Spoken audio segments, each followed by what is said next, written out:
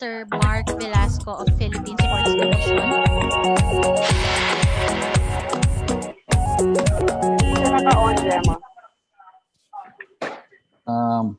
Yes, good afternoon sa lahat ng nandito po ngayon sa ating press conference. At this time, we're going to introduce members of the Joint Administrative Order and also from the CHED. First off, we'd like to introduce from the Games and Amusements Board. We have Chairman Abraham Mitra from Hello. Sports Good afternoon. Commission. Po. From the Philippine Sports Commission, we have Chairman William Butch Ramirez. From the Commission on Higher Education, we have Chairman Popoy de Vera. And from the Department of Health, we have Yusek Vergera this afternoon with us. Okay. At this time, we are like to request from the Department of Health, si Yusek Vergere, to provide us with a message. Not working. Good afternoon. Magandang hapon po sa inyong lahat. I'd like to recognize, of course, the Philippine Sports Commission Chairman Iatf, CHED Chairman Popoy de Vera, si Gab Chair, si Mr. Mitra, and of course all of the other guests here. Magandang hapon po sa inyong lahat. The Department of Health recognizes the importance of exercise, sports, and other physical activities in psychological, physical, and mental well-being of individuals, especially during the COVID-19 pandemic. In the department's 5-point strategy, its first objective encourages Filipinos to increase their physical and mental resilience by maintaining an active and healthy lifestyle. The DOH, in collaboration with the Philippine Sports Commission, Games and Amusements Board, issued a Joint Administrative Order 2020-001, which provides guidance for the conduct of physical activities, exercise, and sports during the COVID-19 pandemic. We emphasize that the resumption of said activities must be carried out in a manner that is safe and compliant with the minimum public health standards and other related policies, guidelines, and protocols. In line with this, we are one with the Commission on Higher Education's commitment to ensure the health and safety of all students and employees of higher education institutions in increasing their physical and mental resilience. We assure the public that the DOH, the GAB, and the PSC, in collaboration with CHED, will continuously update our guidelines on emerging evidences and best practices to ensure the safety and well-being of all individuals during this COVID-19 pandemic. Thank you very much, and over to you, sir. Thank you very much, Yusek Vergere, for that short message. At this time, we would like to call on Chairman Popoy de Vera to provide us with a presentation on the findings on our recent inquiry on the universities. Good afternoon. Okay, I have the presentation. Can we just have it shared?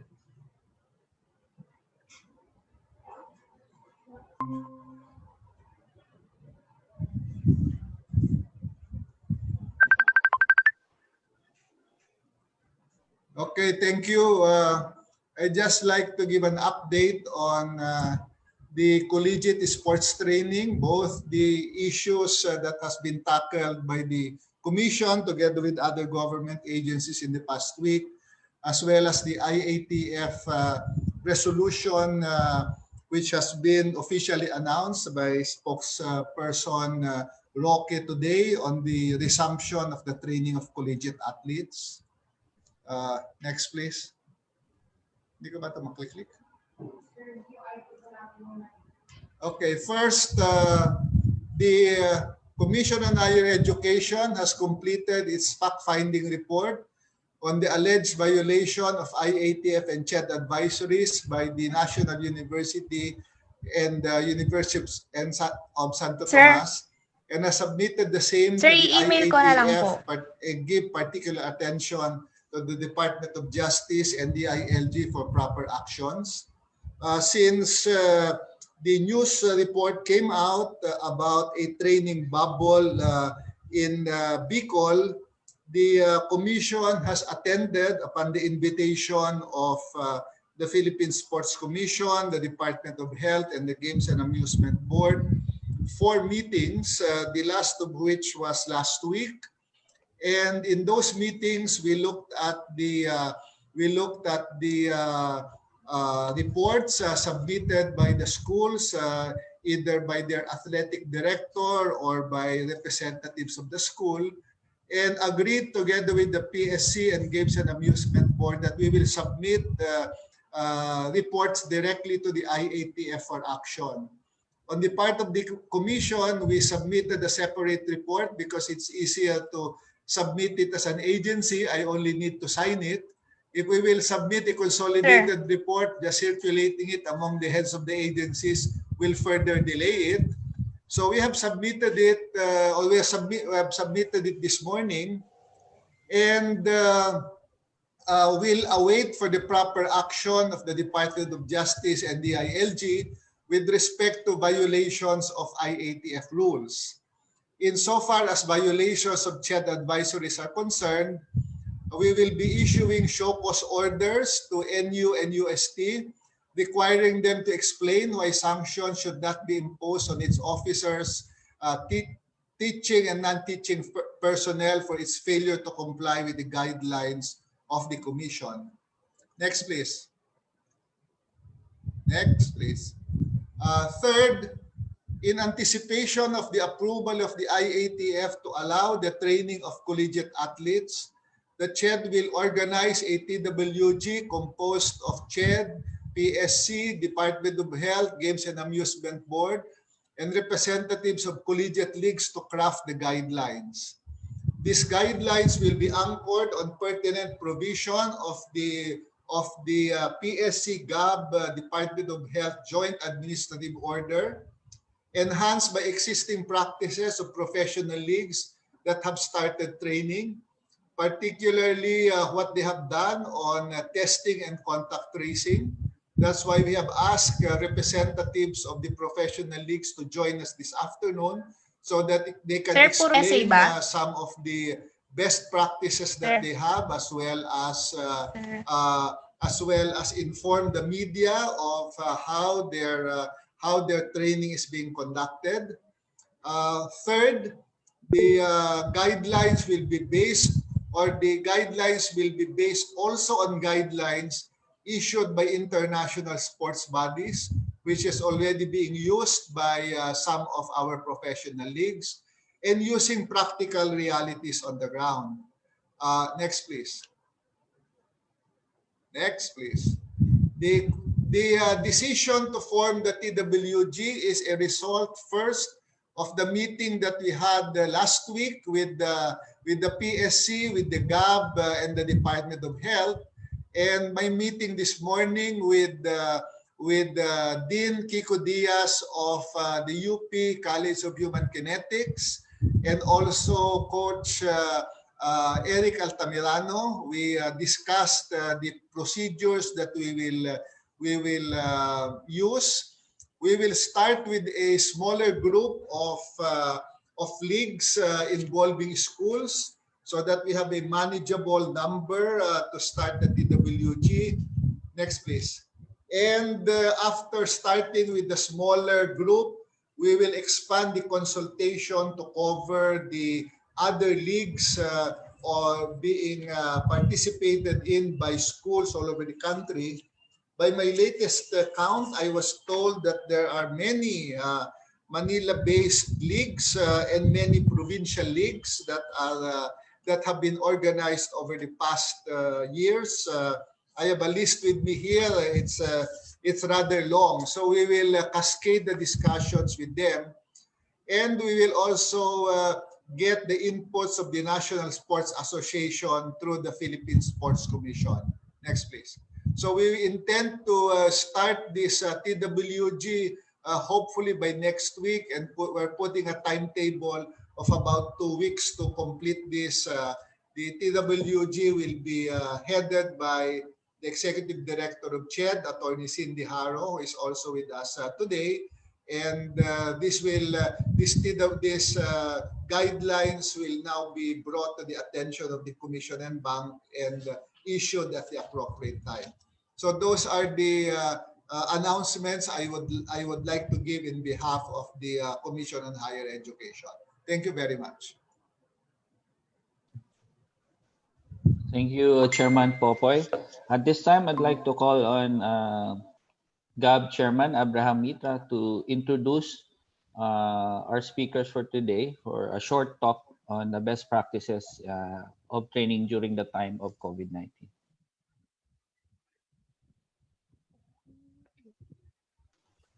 Sir Baham, naka-mute po kayo, sir. Sir Mark. Yeah, sorry.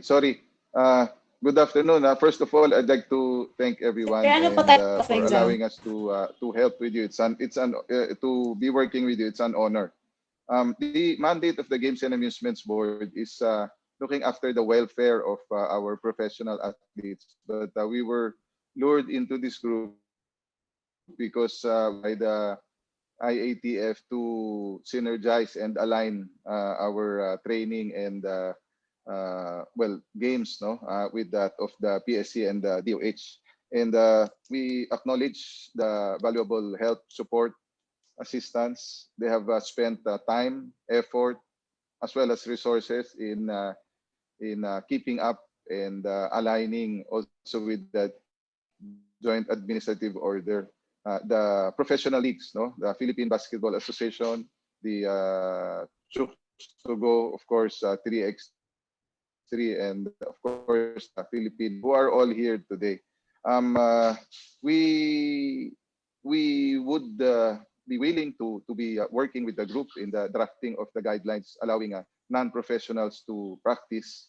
However, our mandate is limited to professional sports, and we'd like to keep it at that. However, we are a good soldier, and if we are asked to assist, we will do that. Our fear is that, as mentioned, time, effort, and resources have been placed into the trainings of the different professional leagues. We fear that if indeed there may be some problems later on in the implementation or accidents, we're afraid that even the professionals who depend on this for their livelihood might be affected.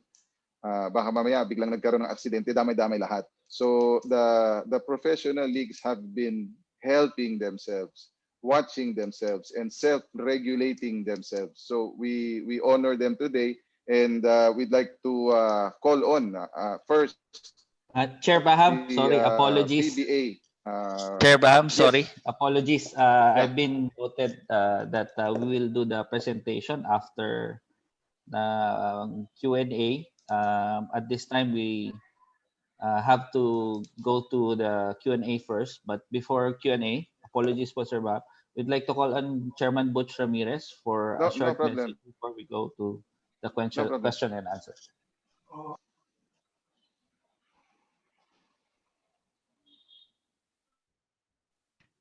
As I have said on our previous meeting with Chair Popoy and Chair Baham, I will abide with the leadership of Chair Popoy, emanating from the directions of the IATF. Good afternoon.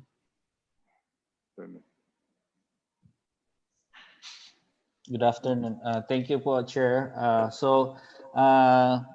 this time, we will have a short Question and answer, sir. question and answer portion. So I'll turn over the question and answer to facilitate our media is Ms. Malin from the PSC PCO office. Good afternoon po. Tataas po ng kamay ngayon si Mr. Lito Oredo. Yung mga questions po natin, ibigay po muna natin sa ating chief and heads of the 4 agencies. Sir Lito Oredo.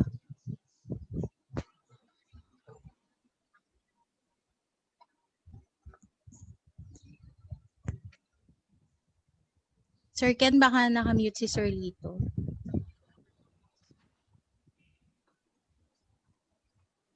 Sir Lito Oredo. We can move on to the next. Okay. Sir Bong Pedralves. Hi. Afternoon to everyone. Sir, yung Apa. pong technical working group, can you give us a time frame to be able to come up with the guidelines for the return of the leagues? Sir Popoy and Chairman Ramirez, this is both addressed to you. Based on what you've just announced right now. Now, what the Iatf approved is the training of collegiate athletes, not the holding of games of leagues. That's another. So yun nga, sir, yung athlete training. Yeah, yung sa training, siguro pinakamatagal na yung 3 linggo. For the guidelines. Yes, based on our experience with crafting guidelines with the universities, iba kasi yung process na ginagawa ng CHED. We involve the universities themselves in the crafting of guidelines. We've done that for all the CHED advisories because the universities know what is happening on the ground. They have practical solutions. So rather than CHED crafting it and then doing consultations, kasama na sila sa pag-craft. All the advisories of CHED under the period of quarantine was done with the universities actually helping craft the guidelines.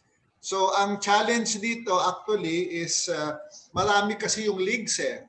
And so we have to start with a smaller group, a working group. And then later on, as these are crafted, then we will cascade this to the other leagues all over the country. That's the first challenge. The second challenge is there are different sports within the leagues. So that's the other challenge because there might be, specific, concerns or specific things per sports discipline. That's why we will need the help of the Philippine Sports Commission on this because they are the ones who have the expertise to now not only cascade it to the other leagues but within the leagues pag-usapan ng different sports on how they will convert these guidelines into a specific training that they will do per sports discipline. So those are the step-by-step activities that we will do.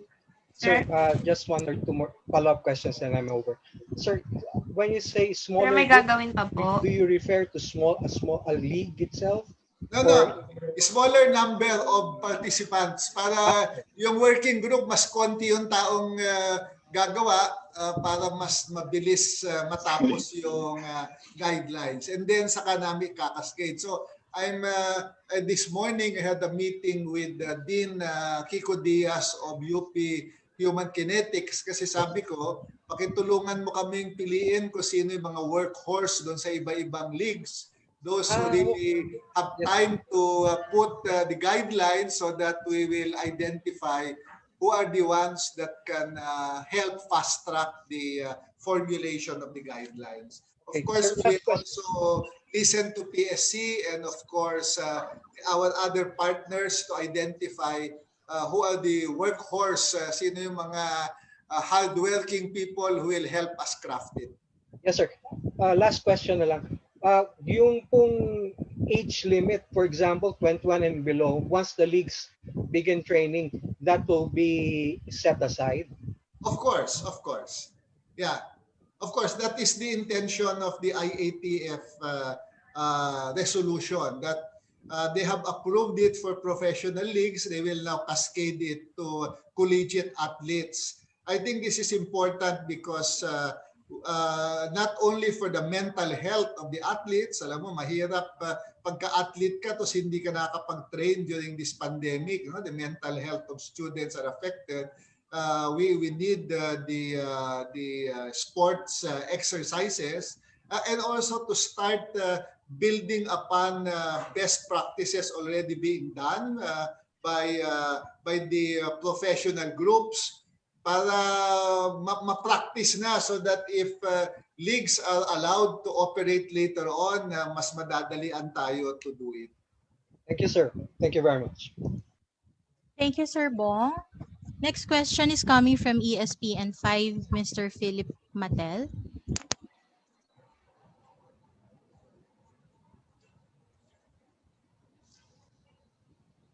Sir Philip? Good afternoon po to all.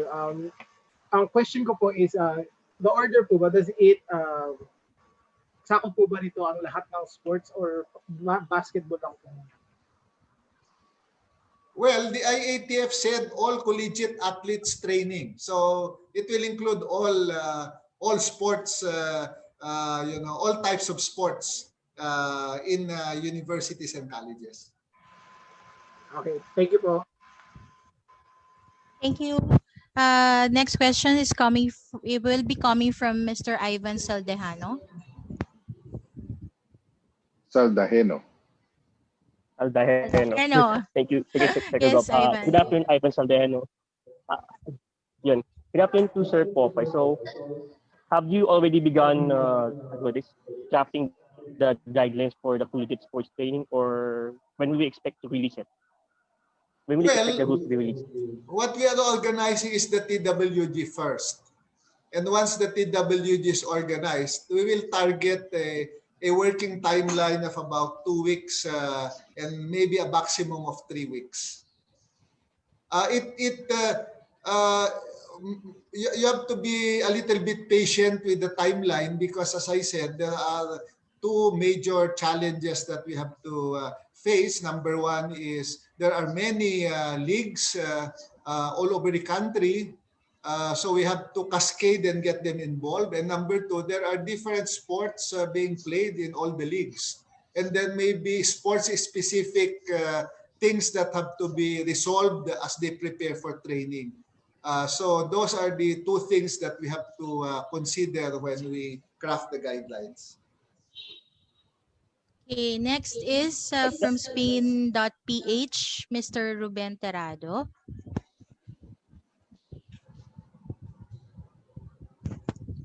Yes, Sir Ruben. Sir Ruben? Po, clarification lang po. As of today po ba, as of this clarification as of today, mag-guide before the trade. Hindi ka nakuha yung tanong. Ako rin eh, hindi makuha. Sir Ruben? Message na lang, Ben. Message. Babasahin na lang ni Ma'am. I think ang question po ni Sir Ruben is, as of today po ba, hindi po ba pwedeng mag-train ang mga collegiate athletes? Do they have to wait for the guidelines po? Yan ang tanong ni Sir Ruben. Yes. Because the JAW limits the training only to professional sports. That is the content of the Joint Administrative Order. Kaya nga ang CHED, we're not part of the JAW because we don't deal with professional sports. We got into the picture because on the issue of violations, it involves not just athletes, but athletes who are students. So they are covered by CHED advisories. That's why we got into the discussion. But the JAW is very clear that allowing for training is limited to professional sports. So, the collegiate leagues are not allowed because they are under the age restrictions and also restrictions on the type of sports activities. Thank you, Chair. Our next question is coming from Ms. Diane Castillejo of ABS-CBN. Good morning. Good afternoon. I just wanted to ask, the last time I understand the professional sports were already been training.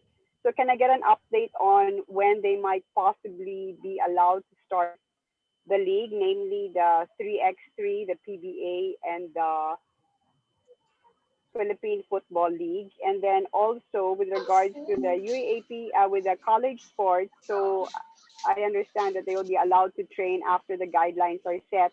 And then is there a timetable as to when they will be allowed to actually have competition, the college sports? May I respond to that? Yeah, Yes, first sir. Baham. Thank you. Yeah. Ma'am Dayan, the PBA and the Chooks to Go have already forwarded a letter to the IATF, a request to practice with scrimmage. Initially, they were allowed to practice without scrimmage, no contact. So I Yeah. think that's the second step. That's the second phase. And maybe after 2 to 3 weeks, they'll probably be asking to already resume a tournament, maybe mid-October. But we know that there's actually no difference how we mentioned allowing them to play in a tournament. Diba? Ganun naman yon. So phase by phase. Phase 1 is almost done. They've been practicing for more than 2 weeks now. Football league, well, it's been over a week. So maybe in about 2 weeks' time, the group of Coco of the PFL will also be forwarding a request to the IATF. So more or less October, and for football a little later. So clarify, If when are they going to quarters be and the allowed to IATF will do? allow. When will they be allowed to do scrimmage? The request has been forwarded. We're waiting for the action of the IATF. Okay, thank you. Can I ask the same question for the college For sports also? basketball, football. Well, step by step muna. I think what the IATF did was because it appears that allowing training for professional athletes seem to be doing well. That's why the IATF decided to expand it to training of collegiate athletes. That's the first step. We have to show that it works. The training of collegiate athletes work, and then the next step is deciding on when the leagues will be done. So I think it is important that we do a good job in showing that the training of collegiate athletes can be done with all the safety protocols in place, with the health of the students protected, and that will be the best argument to ask the IATF to now allow organized leagues to start. Yeah, and you were saying, sir, that in about 2 weeks, maybe the guidelines will be made. Yes, so we will try to move as fast as we can. We hope that we will not encounter problems in the language, particularly as you go from one type of sports to the other within the league. And I hope that the representatives of the leagues will work very hard so that together we can fast track the completion of the guidelines.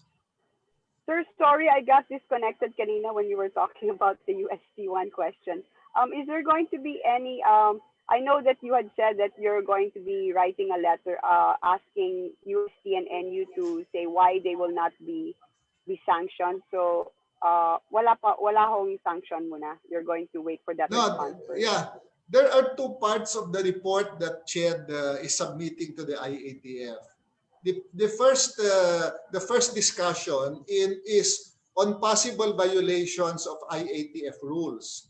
And we are submitting that because the proper jurisdiction on this is the Department of Justice and the DILG. Because we must see if there are violations also of local ordinances in the areas where they allegedly held the bubble. So that is the part where the DILG comes in, and the DOJ is violation of IATF rules. The show cause order is for violation of CHED advisories, because we issued advisories starting March, and the advisories in March specifically said that suspension of all levels and all school activities starting April, and instructing the higher education institutions in the entire Luzon region to immediately advise their students, faculty, and staff who will be affected by the enhanced community quarantine to arrange for their immediate departure to their hometowns.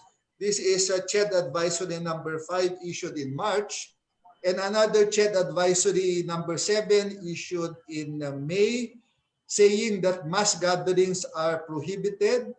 HEIs are prohibited from conducting any ceremonies, school activities until the prohibition for mass gathering is lifted. So that is where we will issue a show cause order to the schools to explain why they should not be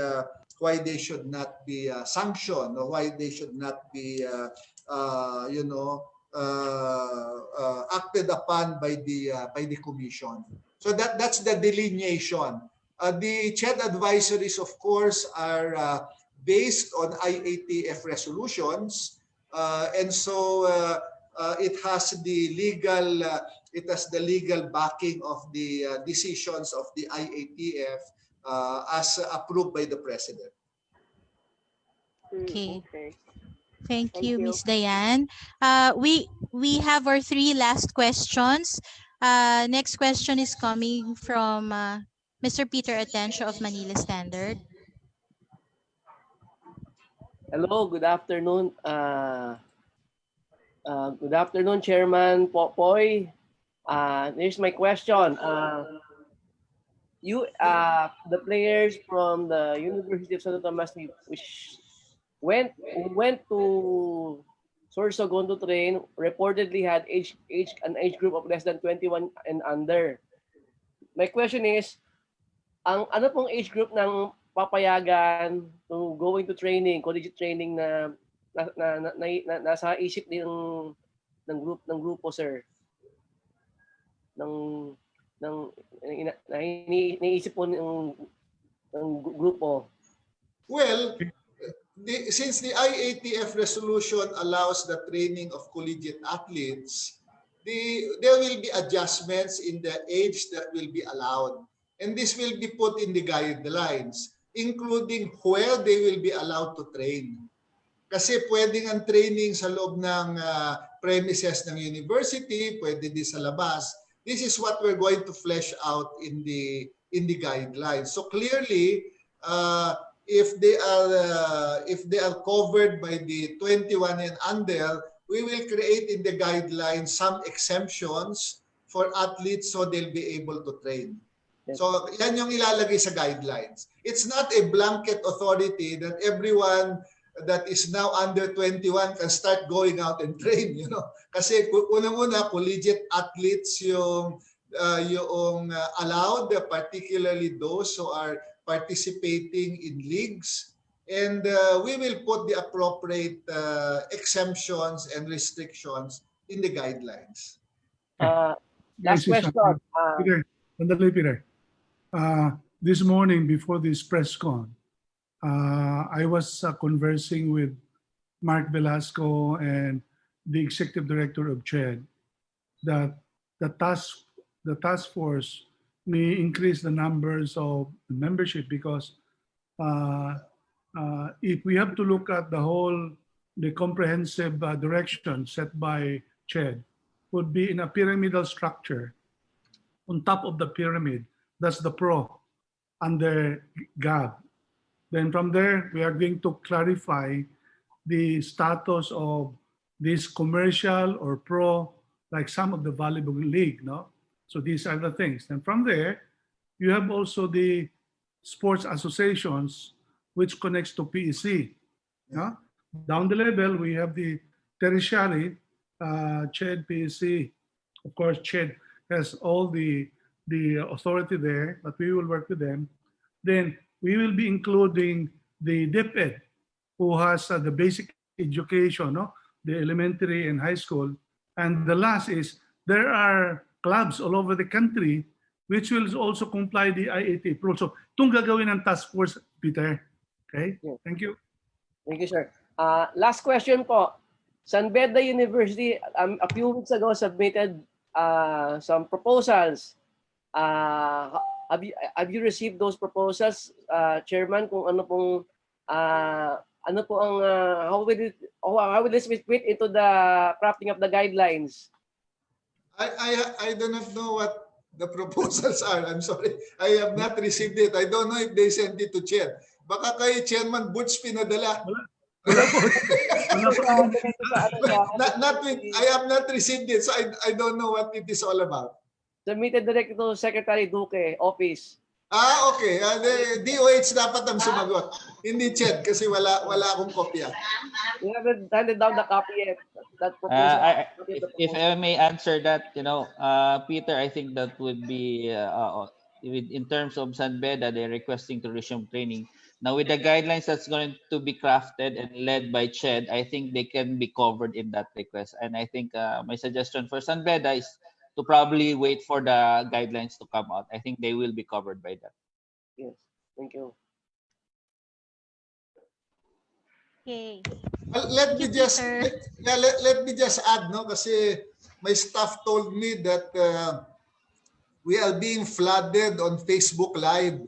I want to make it clear that allowing the training of collegiate student athletes does not mean there will be face-to-face classes. These are two very separate things. No? The guidelines for limited face-to-face is still being finalized, and the earliest that would happen will be in January. So this is just to allow the collegiate athletes to train so that their mental health and their physical well-being will be enhanced. Wala po itong connection sa resumption of face-to-face classes. Okay. Bulgar Sports has a question for Chairman De Vera and Chairman Ramirez. Bulgar Sports. Right. Good afternoon, Chairman Ramirez and the Chairman De Vera. Anthony Sorvino po from Bulgar Sports. My question is this, sabi nga nila, things for a reason. And perhaps can you say that with what is happening with us right now with this pandemic, can you say that it could lead to possibly a single body that would regulate school sports in the Philippines? So short of unifying all the leagues as one. Okay, may I answer? During the last meeting we have with Chair Popoy, Chair Baham, and DOH, I was sharing an idea that what happened in the midst of pandemic is a great opportunity to really set our directions. So one direction was answering muna the requirements as per IATF rules. We have to set guidelines. Second, that will be the part 2 of our directions. Thank you po.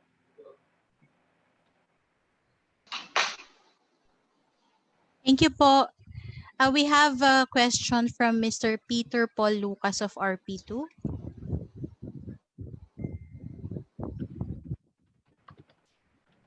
Sir Peter. Next questions coming from Mr. Noli Ayala and Miss Anne Abad. Sir Peter, are you online? Mr. Noli Ayala, do you have a question for the four heads? You're here, Sir Peter. Okay. Giving you the mean. Okay, I'd like to ask it how can we to implement USC regarding the violation of student care policy.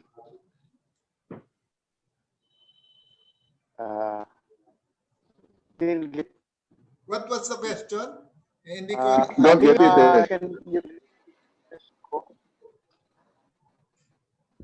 Malin, in the question, it don't hear well. I think he's asking Ched po, is Ched imposing upon UST for violation of students to stay at home policy?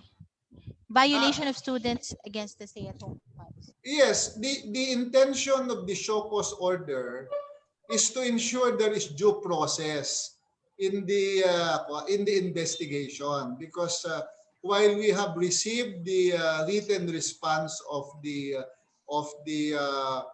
university in our fact finding, we have identified what possible CHED advisories may have been violated. That's why the intention of the show cause order is to allow UST to answer. Let's not talk about penalties at this point. We want to clarify based on the CHED advisories, which were based on the IATF, on possible violations. We cannot determine penalties until we are able to determine if violations were indeed done. So it's premature to now to say that CHED will punish UST or there are penalties awaiting UST. We will read the response to the show cause order. Okay. Thank you, sir. Our next question is from Mr. Noli Ayala. Yes, thank you. Good afternoon, everyone. Gusto ko pong magtanong, sana tatlong tanong lang, one to the CHED, one to the PSC, and one to the DOH. Unahin ko lang po muna yung sa CHED. I understand you've said, Chairman Popoy, that you are submitting your findings to the DOJ and the DILG. This is in relation to both the alleged violations of IATF rules as well as probable violations of the CHED advisories. This obviously relates to certain rules that are unique to each one of these agencies. Would you be willing to divulge without preempting DOJ and the DILG as to the irrefutable findings that your committee has been able to get? For instance, was there, in terms of the facts of the case, as well as in terms of the people who knew about these so-called actions or omissions, Chairman Popoy? What do you mean by irrefutable facts? Whether you've in your report, whether there are findings there of fact that DOJ and the DILG may use in order to base their actions. Yes, based on the letter response of the UST and also the explanations of the sports director of NU, it is clear that there was really a training done in Sorsogon involving UST basketball players. The basketball players who participated, their names were included in the UST report. So I don't think there is a question that this so-called bubble really happened.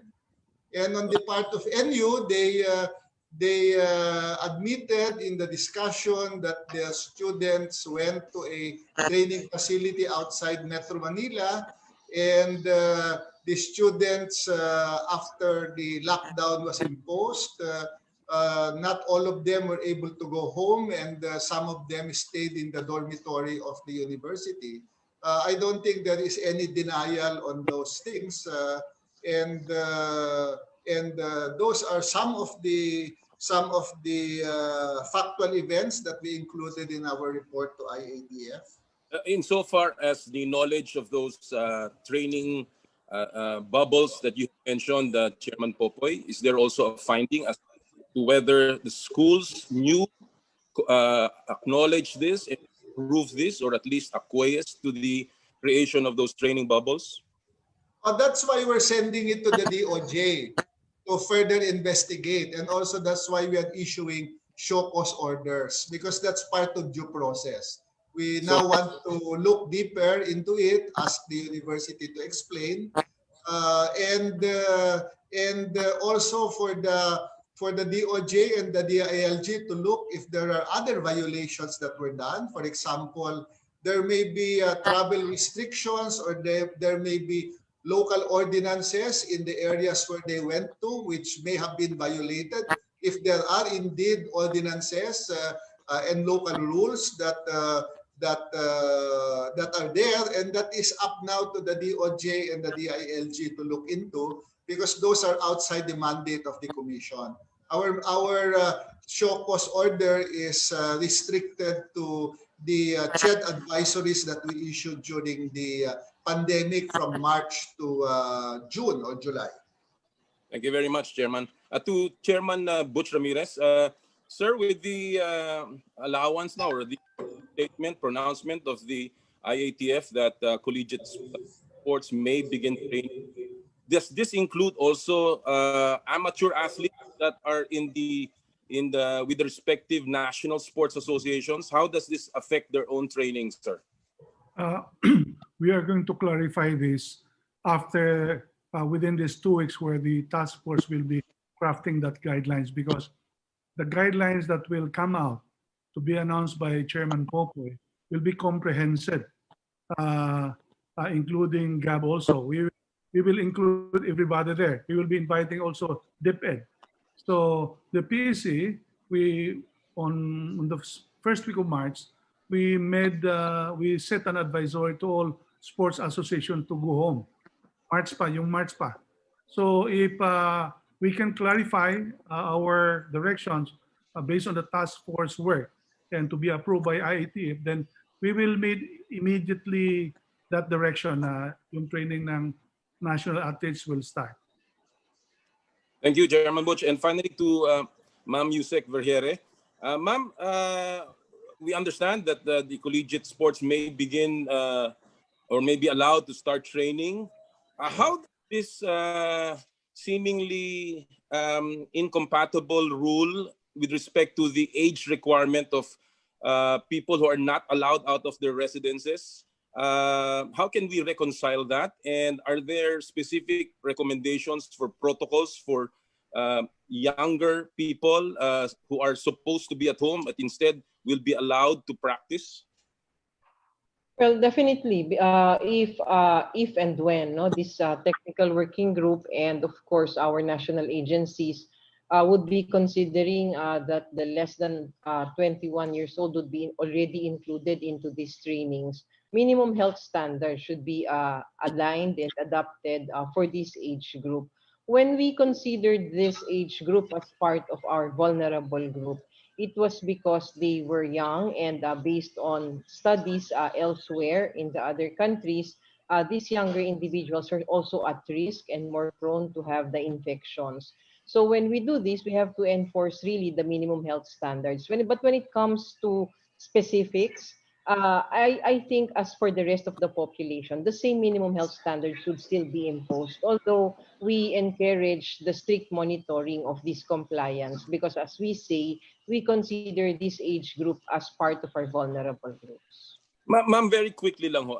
I understand that outside activities are preferred rather than indoor activities. In terms of health concerns, would you also recommend training outside rather than in indoor coliseums or arenas?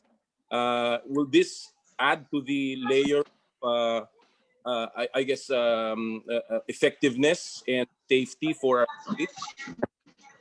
Yes, that is part. Actually, in our joint administrative order, one of the specific components of this policy would be the setting or the physical setting of where these trainings or where these activities for sports will be conducted. So right now, we have this evidence that for closed settings and those without proper ventilation, the risk of transmission is higher. That's why it is always encouraged that when you do specific activities such as this, the area should be or the setting should be well ventilated and the preference would be outside area so that there would be no enclosures and transmission would somehow be contained. Thank you very much. Salamat po. Maraming salamat po. Yun po ang ating huling tanong dito sa room, pero meron pong nag-send ng message. Ang question po niya ay on UST and its men's basketball team, are they guilty of breaching quarantine protocols, yes or no? At sige, yun po muna kasi dalawa po yung question. Chairman Popoy.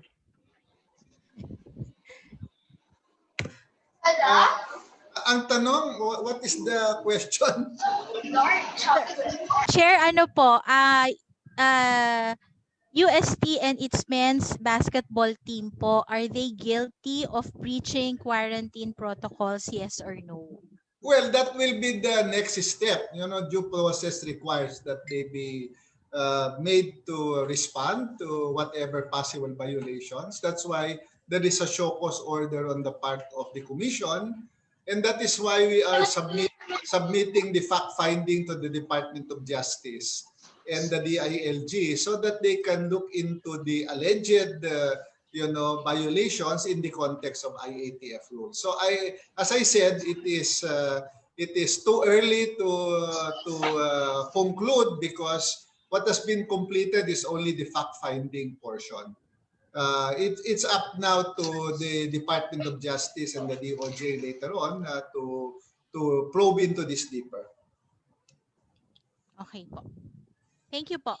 So, we now proceed po sa Sir Chairman Baham, yung ating portion na Yes. mag-share po ng best practices ang ating mga teams from the Pro Leagues, PBA, Chooks to Go, and PFL po.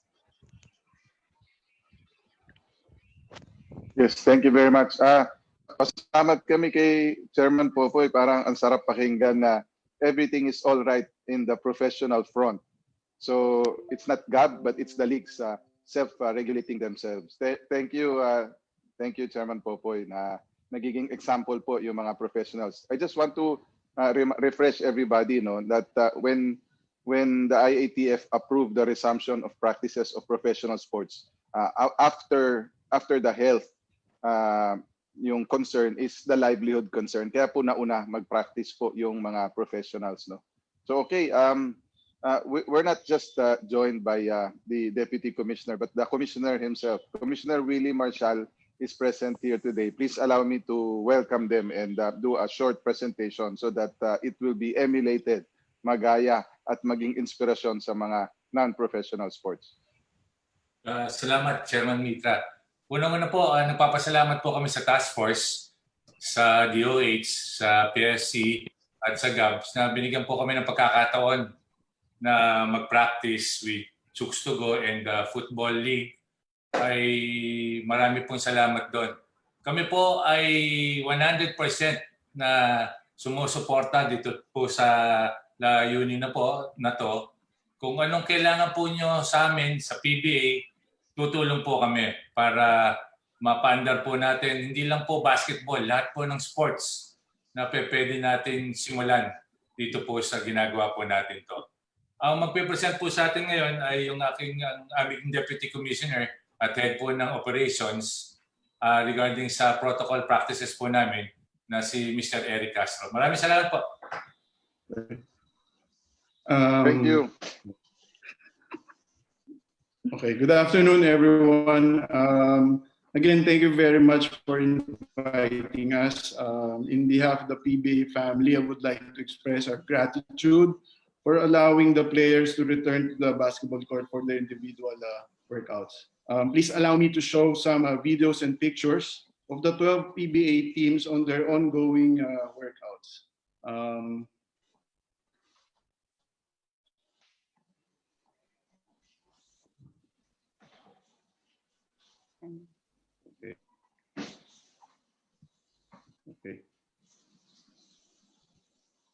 Okay.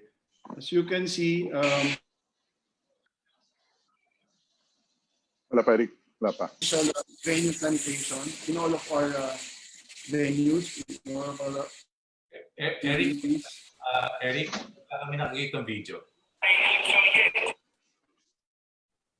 Okay. Okay. So,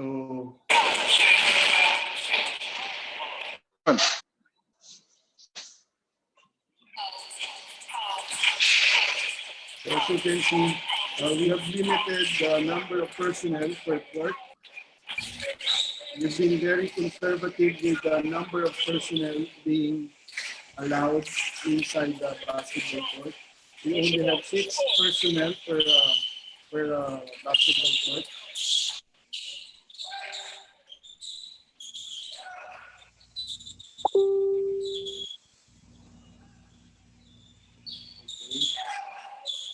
As you can see, we have designated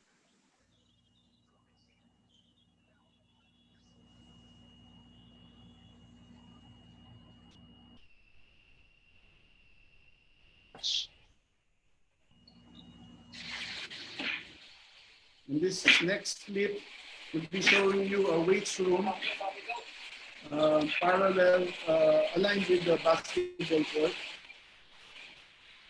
Again, we only have 6 personnel in every practice session.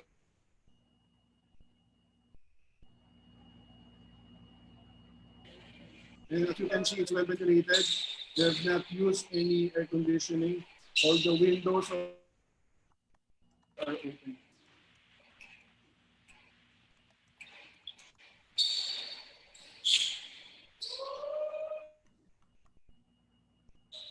And as you can see, all the coaches or trainers are wearing their mask and gloves.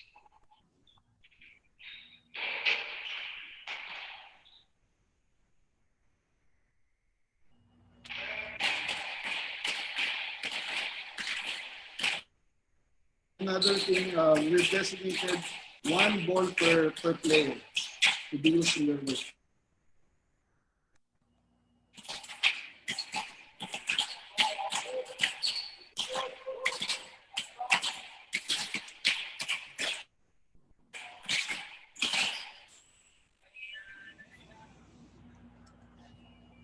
So we have maximized the full length of the court with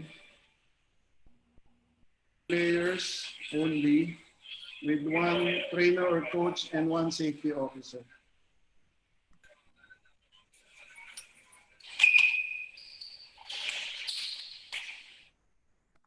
In this video, you see 3 players, kills, 1 goal, one player.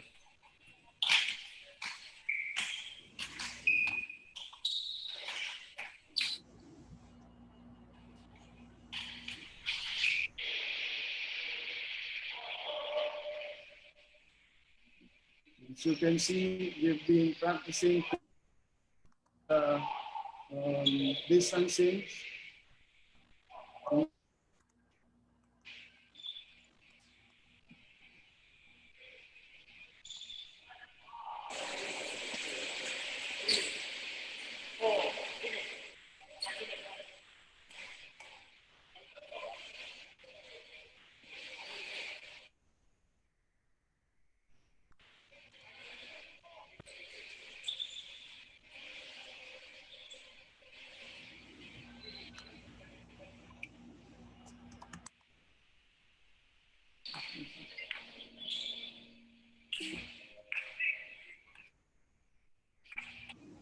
Then this is another example of 4 players maximizing the whole length of the court.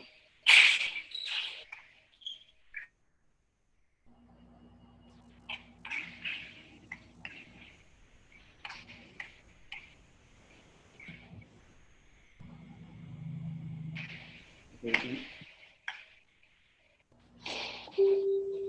So, pictures.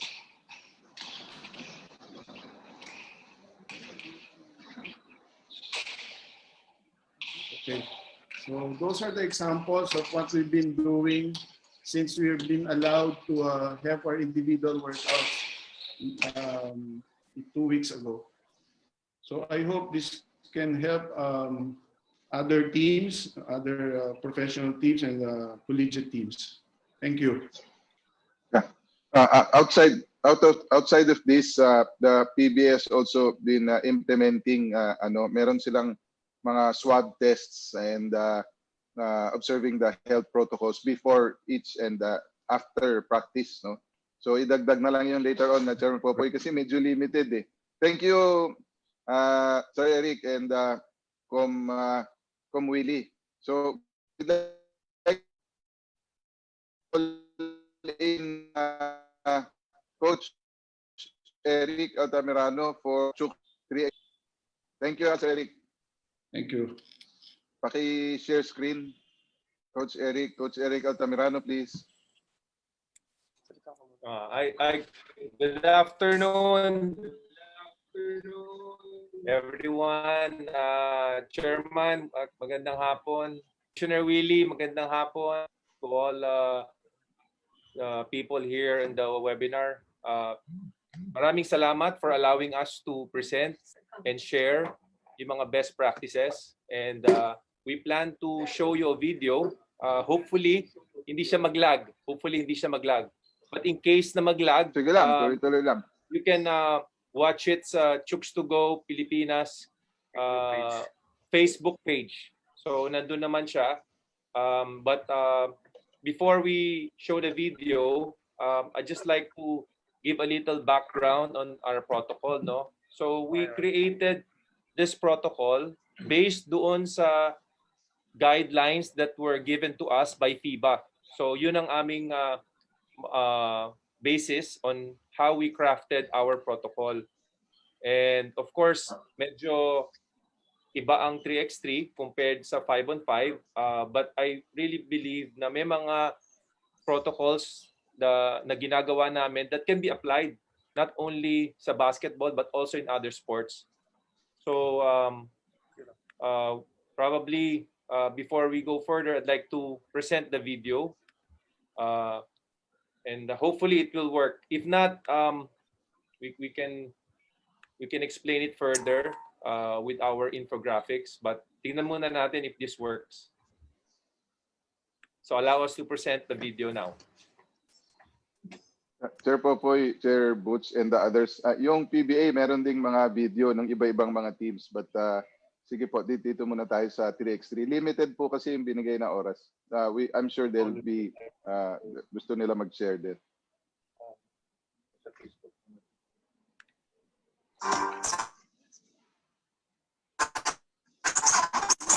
Philippine Football League, ha? Ready na. Alam kong excited na kayong mapanood ang world-class game ng kauna-unahang professional 3x3 Pinas 3x3. Kaya para masigurong ligtas ang lahat, inihanda ng inyong liga ang mga makabago at high-tech na safety protocols.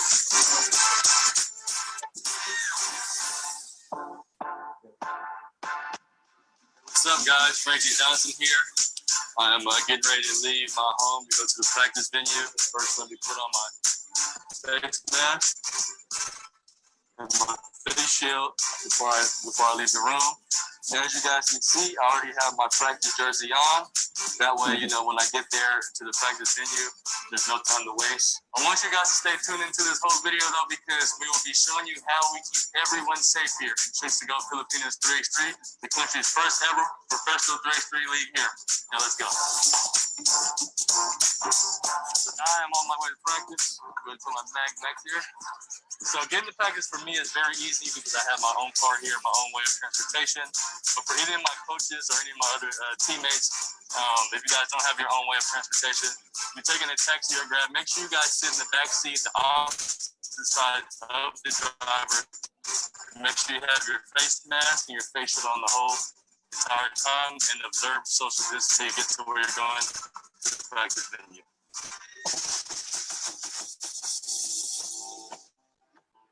Just arrived here to the practice facility. So now we'll be taking guys through, you know, a little bit of what we need to do with it. So let's go.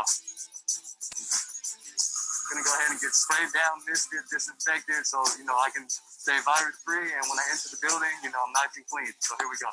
So now what we have here is the Get Pass app. I have to be able to get QR scan coded in before I can enter the building. This is what we all have, me and all my teammates and everybody here. We all have this on our phones to be able to get contact tracing and QR scan to be able to proceed. So we got to sign in, sign my name. These are the league medical rules, the home to venue protocol. So, you know, everything right now is very strict. We can't even shower here at the facility. We have to, you know, as soon as practice is over, we have to go get dressed and go straight home. Got to follow these league medical rules so, you know, we can get this season started on time and, you know, everything in the works for next month. So now I got to get my temperature scan. 36.6, so I think I'm good to go.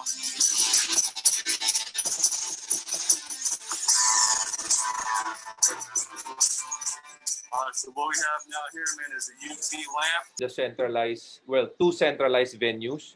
so that all the teams will be practicing only in a particular venue. We want to make sure na we can follow the protocol and keep everybody safe. Thank you. Thank you very much, Coach Eric. Maybe in ano lang this is all short, no? I know you have an app that Chairman Popoy also liked, yung locator map for all the players. Yung dati kong na-present sa inyo din na protocols to start the league. Sorry, to initiate the training.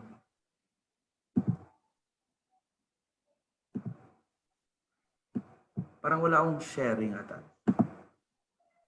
Screen share. While you're fixing it, all three leagues have spent an amount of money to have their players swab test. Hindi po rapid. Alam niya ni Sir Rodley, hindi pwede yung rapid lang. At syempre yung mga players din among themselves, gusto nila safe din yung kalaro nila. And of course, they go home to their families. Go ahead. Philippine Football League. Okay, Chairman. So good afternoon again. So initial actions namin amidst this pandemic is number one, yung coordination with the GAB for our intent to resume training and kicking off the league. So with that, we have identified two references, mainly PFF operations protocol on PFL. This operations protocol was taken from different countries. No? We have Germany, Spain, Korea, Thailand, and Malaysia also. So kumbaga yung best practices nila sa football around the world, kinuha din namin and converted it to our own. This was presented to GAB, which was endorsed to the Iatf through Chairman Baham. The second reference namin is the guidelines on the conduct of health-enhancing physical activities and sports during the COVID-19 pandemic, or also known as the Joint Administrative Order number 2020-0001. The next step that we took is the appointment of our medical doctor, because this activity is really very medical driven siya. So we really gave importance into having our medical doctor on board and health and safety officers for the league, and one for each club for the execution, monitoring, and development of further protocols. So the league requires each club to submit their own safety program in accordance with the protocol set out by our medical experts. Secondly, itong medical doctor and the health and safety officers are liaising with GAB medical department for concerns and for future comments or developments sa protocols. So I just would like to share with you our training protocols on resumption of PFL clubs training. First and foremost, and very important, before anyone can begin to train, they have to undergo COVID-19 testing. Once you are negative, then you may proceed with training. So just like what was shared earlier, in terms of going to the stadium, so sa protocol namin is that all club members, players, officials, and staff are to be transported individually to the training pitch, preferably in their own and respective vehicles. If they are using a team bus, then 50% capacity has to be only 50% capacity yung pwede nilang magawa. And of course, wearing of face mask inside the vehicles is strictly required. Not only face mask, but also face shield. So in terms of our training facility naman, we have our PFF National Training Center, which is located in Carmona. So the beauty of it is that it has 4 training areas. So a total of 20 players can train all at the same time. Okay, so just a quick list of protocols for club training. We forbid access to changing rooms. In the toilet area, only 2 persons are allowed at the same time. Physical therapy sessions in a designated area. Alcohols and sanitizers in entrances and common areas. Individuals are required to undergo mandatory temperature check before going to the venue. And use of public indoor facilities like gym or swimming pool is not allowed.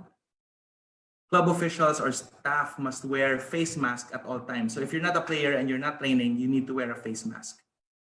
No spectators allowed, and sanitation mats must be utilized at entrance and exits of the venue. Team benches, goalposts, corner flags must be disinfected before and after training. So in the venue, we have average of 3 clubs training there. So we have a 1-hour gap for disinfecting before the next team will go to the venue. So these are pictures I would like to share with you. Yung goalkeeper ng Kaya, he's undergoing temperature check before he can enter the venue. And behind him are 5 other players, socially distanced, wearing face shield and mask. And then you can see there's an alcohol dispenser and foot bath now while he's undergoing the temperature check. So this is our health declaration QR code. It's contactless. So every time you enter the venue, before you enter the venue, you need to fulfill this one. We put around signage also, face mask, reminders, 2 persons at a time.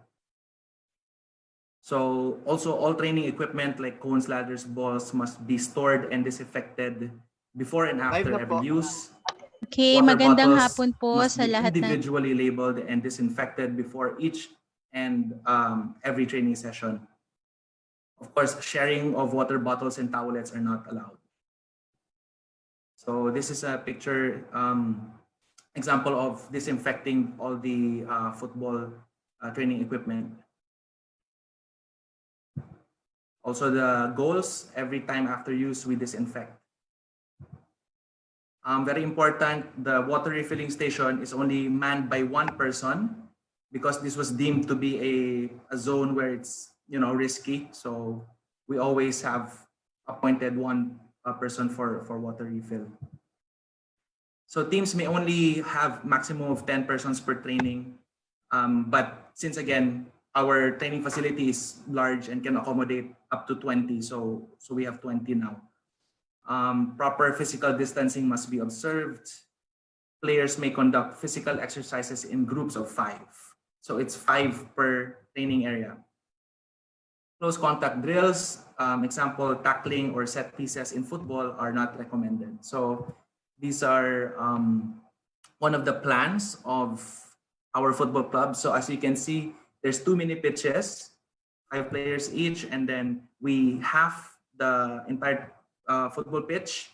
So 1 half can accommodate 5 players. And also we put safety reminders always via signages. So keep safe distance, protect yourselves and others. This is one example of, I think, a core workout. So they work in stations. One is cardio, there's strengthening, and then the others are tactics. So they rotate in their training areas. This is one example of a team briefing. So as you can see, all the players are more than 1 meter apart away, and the coach is wearing a mask. So the instructions are being done prior to the training. Excuse me, Kong Coco, will wrap up in a while kasi medyo limited yung time ng mga Sige, ibang bilisan ko na lang, Kom. Oo. Yes, So sir. these are just photos again about the team briefings of football. Wear your mask, and of course, ito yung, what do you call this, other methods of coaching. No? So he doesn't have to shout, he has a megaphone. I think that's it. Chairman, I was supposed to present a presentation of a safety program na gawa ng clubs. So I think medyo lengthy siya. It's just a protocol on how they internally regulate themselves. No? So it was very similar to the Chooks to Go video na yung player galing sa bahay niya, ano yung kailangan niyang gawin papunta sa training facility, saka pauwi. So it's mostly the same, but it's lengthy in terms of literature. If may gusto mag-request, then I can, send it to them na lang kung gusto nila ng reference. Sige. Send it to me. If in Let's case go merong na. gusto, papadala ko kagad sa inyo. Let's go. Thank you. Yeah, you're going. Okay. Yeah. Okay.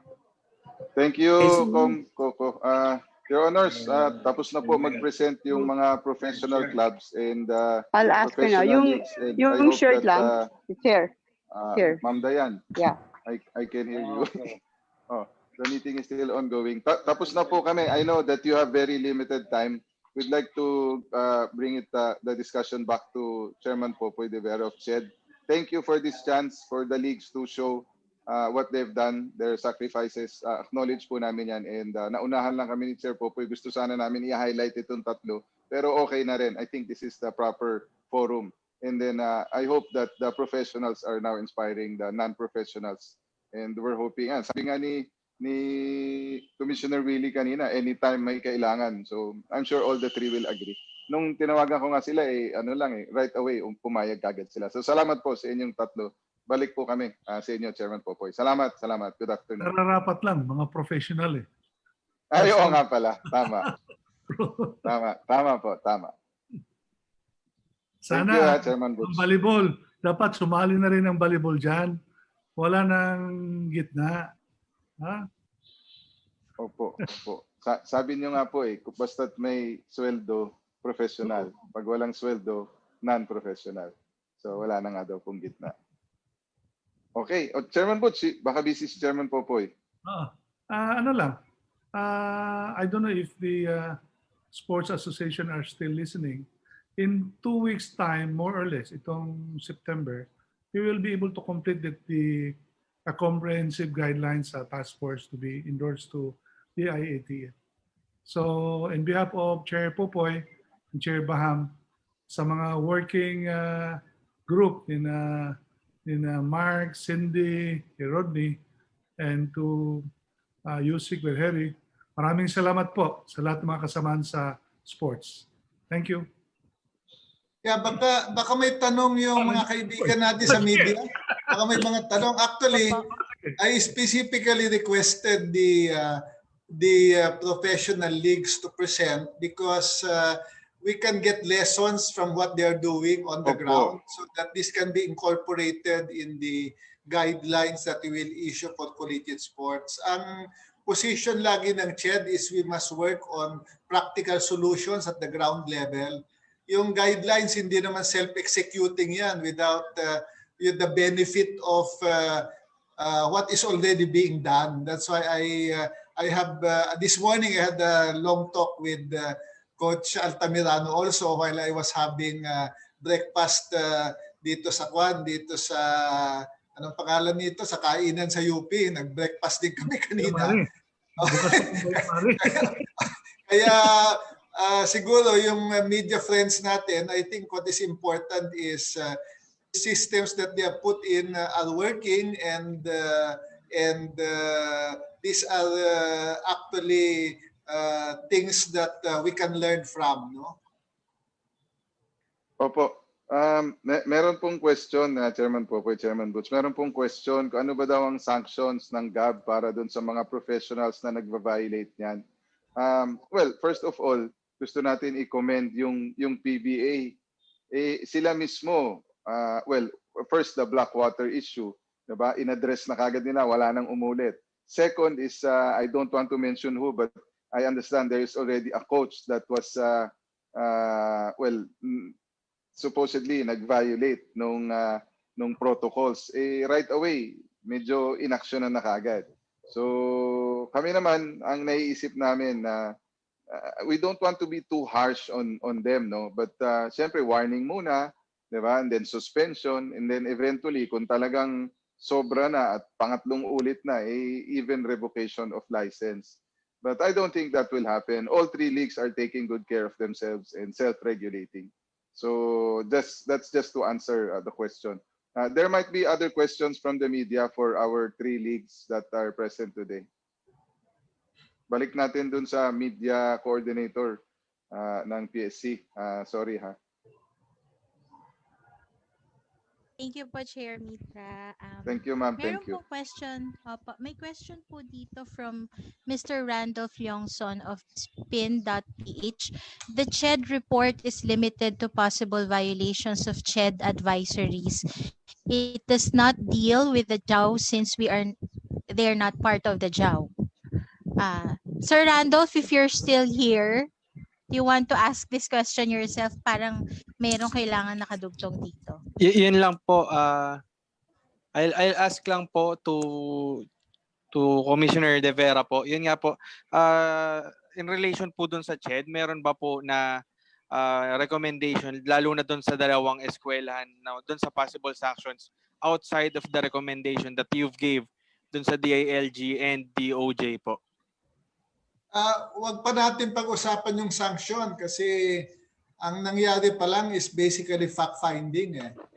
That's the reason why we are issuing a show cause order so the universities will be able to answer the questions, and that's the reason why we sent it to the IATF, particularly the DOJ and the DILG, so they will conduct the formal investigation. So the formal investigation, once it proceeds, that's the only time that we talk about penalties and sanctions. Okay. Thank you po, Chair. Yung question po ni Ms. Virgie Romano has been answered na po by Chairman Mitra. Meron pa po bang gustong magtanong from our media friends po? Miss Ann Abad? Kanina po may itatanong si Miss Ann Abad eh. Yes Are you po, still hello, here? good afternoon Opo, po. yes po. May question lang po kay Sir Popoy. Sir, ano po ba yung assurance ninyo from the universities and colleges na hindi na po mauulit yung violation na nangyari na ginawa po ng dalawang universities habang under pa po tayo ng quarantine? And ibig ko po sabihin, meron po bang, for example, meron po ba kayong itinalaga na secret na halimbawa sikretong tao na magmo-monitor sa mga universities, especially yung mga nasa collegiate team po, para hindi na po maulit itong violation na nangyari habang under pa po tayo ng quarantine at habang hindi pa po lumalabas yung crafted guidelines na lalabas po in the next 2 weeks. Well, hindi naman kailangan yung meron pang nagmo-monitor at nag-investigate. Ang experience ng CHED with respect to our private and public universities, we have been working with them positively all this time. In fact, one of the good outcomes of the pandemic is that we've seen very responsible public and private universities helping the commission craft its guidelines, working with us every step of the way. So we have not had any problems on this matter, and we believe that our private universities are very responsible. So we do not see a need to be sending out people looking and probing into what they're doing. They know what is allowable and not allowable under IATF rules, and the proper way to resolve this is you submit a proposal for exemption from the rules to the IATF. And if the proposal is workable, it will guarantee the health and safety of students. Ina-approve naman ng IATF yan. The IATF has received many requests from many groups. And if it passes the safety protocols, if it passes the assessment of the responsible government agencies, they are approved by the IATF. But there is a process to get exemptions. What we don't like are institutions and individuals who go on their way without getting and discussing the matter with the IATF. Kasi magkakaproblema tayo dahil yung kaligtasan ng mga Pilipino ang nakataya dito, and government cannot allow that to happen. But I do not see the need to be monitoring. We've always observed that our public and private universities are very responsible. Thank you po, sir. Wala na po bang ibang universities na nag-violate? Ano yun? Wala na po bang ibang universities na nag-violate?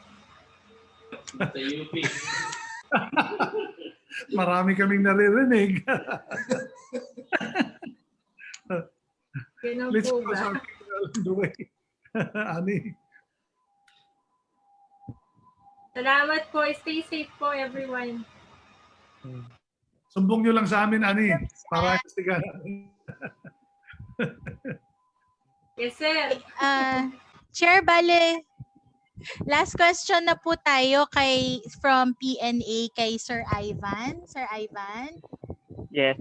Actually, my question is for both commissioners, Willie and Coco. So, what are the current topics about your proposed plans for the PB and PFL bubbles for the tournament itself? One, nagbigay na nga po kami ng sulat sa task force. Tinitingnan po namin, may meeting po ang Board of Governors sa Friday. I-discuss ko anong klaseng bubble, kung bubble right katulad ng NBA or bubble katulad ng Bundesliga. So pag-uusapan po namin, may mga 16 na yata, 17 hotels na nagbigay po sa atin ng proposal na gusto nilang matuloy ang sports at para matulungan din po natin ng turismo. So malaking bagay po ito na gagawin po natin na sana po mapagbigyan tayo ng task force. Commissioner talk about the PFL bubble update.